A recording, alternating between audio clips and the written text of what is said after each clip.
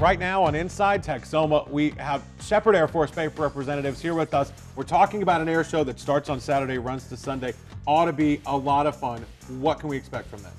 Well, we can't wait for the entire Texoma community to join us out at Shepherd Air Force Base for our air show.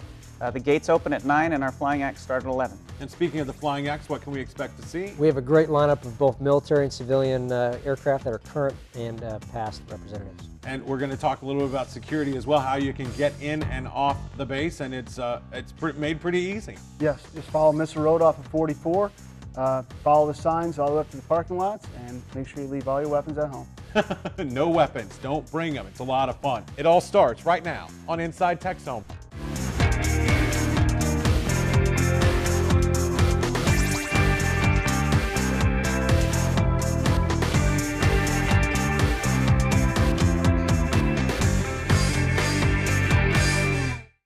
Welcome to Inside Texoma. I'm Chris Horgan, sitting in for Ashley Fitzwater this week. We are talking to Shepherd Air Force Base officials today about the Shepherd Air Force Base Air Show. It happens every 2 years, and this fall it's happening. It actually happens to be happening this weekend. Let's get started. Joining us now, Lieutenant Colonel Brad McDonald. You're the Air Show Director for the Air Base, and then also Lieutenant Colonel Tony Mulhair. You're the Deputy Air Show, but you're really talking a lot about flying today with us. Yes. And then Master Sergeant David Krebs down on the end opposite me. You are Mr. Security. You are taking care of all the secure issues that need to go along with this air show. I want to thank you all for joining us very much today.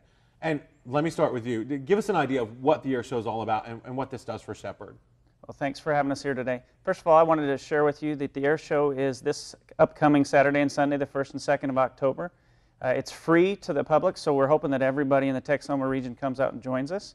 The gates open at 9 in the morning, and we anticipate flying will start about 11 in the morning and carry through about 4 in the afternoon. So looking forward to the entire Texoma community joining us out there at the air base. I love it. Tell us a little bit about the aircraft we're going to be seeing. There's always some amazing things that we never get to see here. We see a lot of T-38s and all the training aircraft, but there's a lot of stuff that we don't normally get to see that's going to be here. Yeah, you bet. The T-38's near and dear to my heart, by the way, and it's an instructor in one. But we're going to have everything from the Snowbird Canadian demonstration team that's going to have 9 Tudor aircraft flying in close formation together, all the way down through Vietnam air fighters, World War II air fighters, and all the way back to the JN-4 Jenny, which was an early trainer they used between the wars. And this is, you know, you've flown in these air shows as a former member of the Thunderbirds. Are they all the same? What makes this one unique? Well, every air show is a different blend of aircraft, and we have a great lineup that's going to appeal to people that used to fly, some of the veterans from previous wars, all the way through the people that like something fast and loud, to the folks that like the old early model biplanes. John Moore is going to come out and do an incredible demonstration in a biplane, the Stearman. It's always a big array of aircraft that are out there. Is there anything new we're going to see this year that might be the latest in technology or anything crazy like that? Yeah, Tim Weber and the Geico Extra 300 is going to put on an amazing demonstration on a world-class aerobatic aircraft. We're also going to have the F-16 demonstration team that will come out in the F-16 and put on a very loud, very fast demonstration. Now, Brad, this is all free to the public. There are no charges to get in here. What do people need to know? When's the best time to come out? I think the best time is to show up early. The gates open at 9, as I mentioned before. We'll start that flying activity at 11 in the morning. We'll have the American flag fly in, and we'll have action all throughout the day, and have the Snowbirds, the headlining act, will fly at about 3 o'clock in the afternoon, 1500 for us military types. Well, okay, I'm going to set my watch to the military time so I don't miss that. But tell me about, I've got a friend of mine who is actually a Vietnam veteran who loves to go back and look at the planes that he flew in his times during the Vietnam War. He takes his kids with him. This is really kind of another opportunity to share some history for a lot of people. Yeah, absolutely. Our theme for this year's air show is Salute to Warriors. And part of the reason we put that together is there's several big anniversaries we're hitting this year at Shepherd Air Force Base.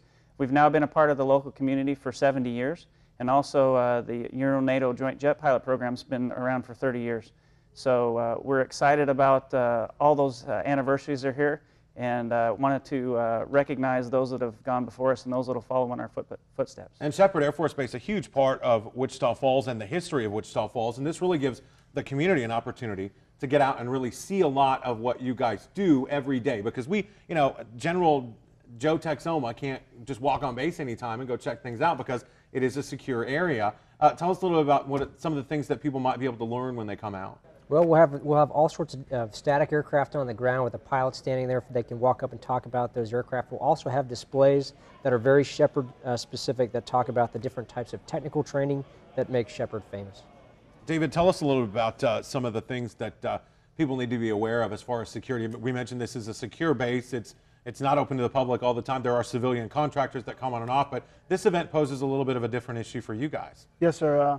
We're going to bring them in Missile Road. It's everything's locked down as far as the main base. We're kind of keeping it over to the flight line area. Just follow the parking signs is the biggest thing, and follow what the security forces are doing out there. We're working with local PD, sheriff's departments. They'll be out there on the highways as well. So just follow the directions. We'll get you there and get you there safe. Is there anything prohibited out of this event as people can and cannot bring? We would like you to leave your weapons at home, specifically all your guns. Make it easier for us. We're going to be searching everybody coming into the flight line area. So if you have any knives, definitely want to leave those as well. But we're going to search backpacks, strollers. You can bring that stuff in. You can bring fanny packs in. If you have large camera cases, we'd like you guys to leave those in the cars themselves, and you can go back and forth and get different items out of your car. So pictures are okay. Just yes, sir. Be smart about what you're bringing with it. Yes, Cameras sir. get smaller and smaller, so Technology it might not be. great. Yeah, it might not be as big a problem as we would hope. So, all right, listen, we're going to take a quick break on Inside Texoma. When we come back, we're going to find out how air shows have impacted these guys' careers in the Air Force. Stay with us.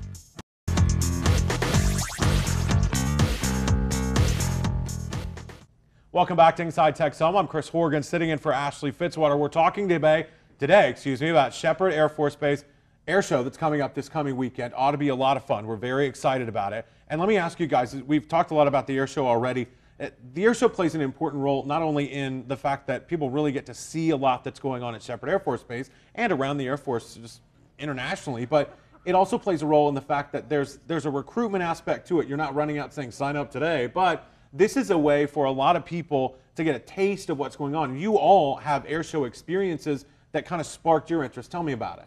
Yeah, absolutely. In large part today, I'm in the Air Force due to air shows.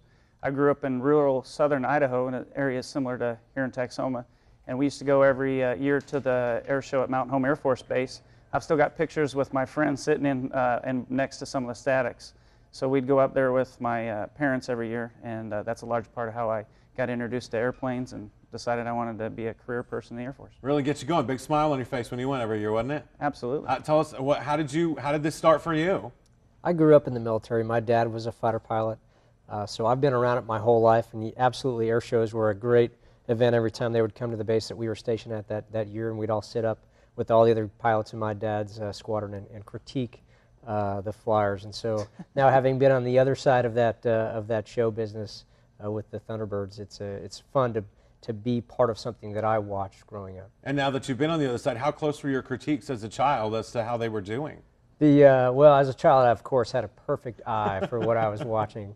But no, in all seriousness, it was an absolute blast to be able to do that and to give back to the next generation of what we hope will be America's Airmen. Sure. David, how about you? What was your experience? Well, my first assignment was in Grissom Air Force Base in Indiana.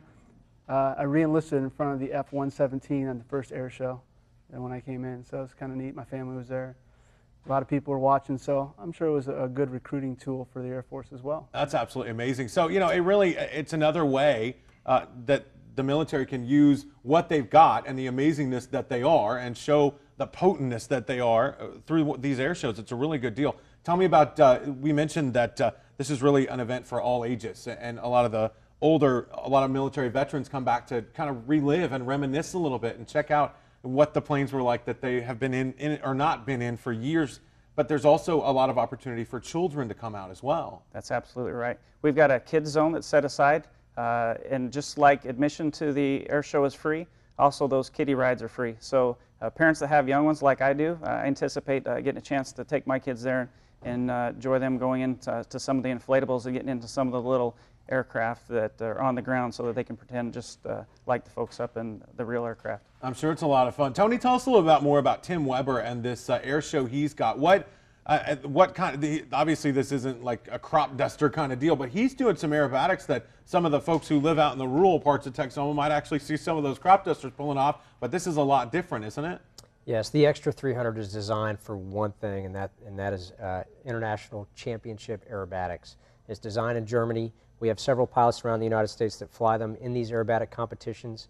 Tim Weber is one of those. Rob Holland, who's also going to be here this weekend, just competed in the International Aerobatic Champions and took 8th place in the world. So he'll be there. And they are designed to do just that. Aerobatics right in front of the crowd, very high G, very high energy.